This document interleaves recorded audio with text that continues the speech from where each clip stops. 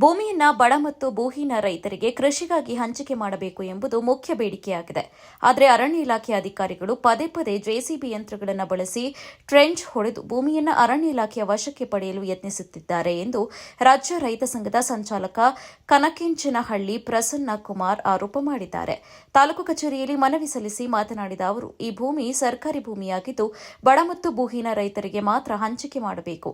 ಅರಣ್ಯ ಇಲಾಖೆ ಪದೇ ಪದೇ ಹಸ್ತಕ್ಷೇಪ ಮಾಡ್ತಾ ಇರುವುದು ಅನ್ಯಾಯ. ನಮ್ಮ ಹಕ್ಕು ಸಿಗುವವರೆಗೆ ಹೋರಾಟ ನಿಲ್ಲೋದಿಲ್ಲ. ಅಗತ್ಯವಿದ್ದರೆ ರಾಷ್ಟ್ರೀಯ ಹೆದ್ದಾರಿ ಬಂದ್ ಮಾಡೋದಕ್ಕೂ ನಾವು ಹಿಂದೆ ಸರಿಯೋದಿಲ್ಲ ಎಂದು ಹೇಳಿದ್ದಾರೆ.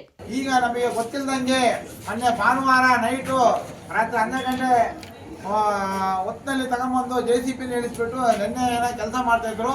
ಅವಾಗಲೇ ಹೋಗಿ ಆ ಕ್ಷಣದಲ್ಲೇ ನಾವು ಏನು ಕೆಲಸ ಮಾಡ್ತಿದ್ರು ಅದನ್ನ ನಿಲ್ಸಾಯ್ತು. ಅವರಿಗೆ ಎಚ್ಚರಿಕೆಯನ್ನು ಕೊಟ್ಟಿದ್ದೀವಿ. ಇದು ಸರ್ಕಾರಿ ಭೂಮಿ, ಸರ್ಕಾರಿ ಭೂಮಿಗೆ ತಾವು ಬರೋಂಗಿಲ್ಲ. ಸರ್ಕಾರದ ಒಂದು ನಿಯಮಾನುಸಾರ ಇದೆ. ಮಾನ್ಯ ಘನವಿತ ರಾಷ್ಟ್ರಪತಿ ಸಾಹೇಬ್ರವರ ಏನು 1961ರಲ್ಲಿ ರೈತರಿಗೆ ಕೃಷಿ ಭೂಮಿನ ಕೊಡಬೇಕು, ಆ ನಿಯಮಾನುಸಾರದಲ್ಲಿದೆ. ಅದರಿಂದ ನೀವು ರಾಷ್ಟ್ರಪತಿಯವರಿಗೆ ದೊಡ್ಡವರಲ್ಲ, ಅವ್ರ ಕಾಯ್ದೆ ಅಡಿ ತುಂಬ ರೈತರಿಗೆ ಜಮೀನನ್ನು ಕೊಡಬೇಕು ಅಂತೇಳಿ ಆದೇಶಗಳಿದೆ.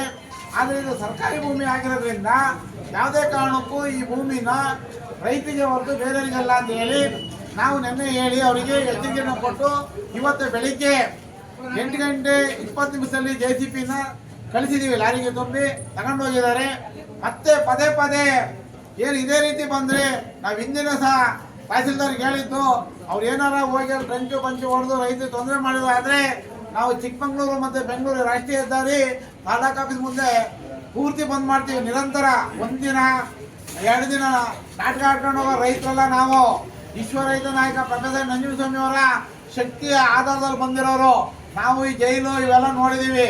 ಆದರೆ ಮಿನಿಸ್ಟರ್ ಆಗಲಿ ಯಾರೇ ಆಗಲಿ ಈಗಾಗಲೇ ಸೂಕ್ತವಾಗಿ ಮಾಡ್ಕೊಡ್ಬೇಕು. ನಾವು ಈ ವಿಚಾರವಾಗಿ ಮೊನ್ನೆ ಸೆಷನ್ನಲ್ಲೂ ಮಾತಾಡಿದ್ದೀನಿ. ಸೆಷನ್ನಲ್ಲಿ ಮಾತಾಡಿದಾಗ ಅಲ್ಲಿ ಹೇಳಿದ್ದಾರೆ, ನಾವು ಸೆಷನ್ನಲ್ಲಿ ಏನು ಹೇಳಿದೀವಿ ಅಂದರೆ 5 ಲಕ್ಷ ಜಮೀನಿಗೋಸ್ಕರ 5,000 ಕಿಲೋಮೀಟರ್ ಪಾದಯಾತ್ರೆ ಮಾಡಿದ್ದಾರೆ ಹೋರಾಟಗಾರರು. 875 ಜನ ಆ ರೈತರಿಗೆ ಕೊಡಬೇಕು ಭೂಮಿನ, ಆ ರೈತರಿಗೆ ನೀಡಬೇಕು ಅಂತ ಹೇಳಿದ್ವಿ.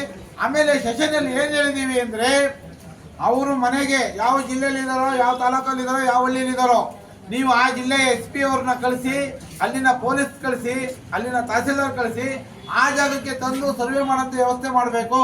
ಯಾಕೆ ಮಾಡಬೇಕು ಅಂದರೆ ರೈತಿಗೆ ಸೂಕ್ತವಾದಂಥ ಬಂದೋಬಸ್ತು ನಿರ್ಬಂಧ ಕೊಡಬೇಕು.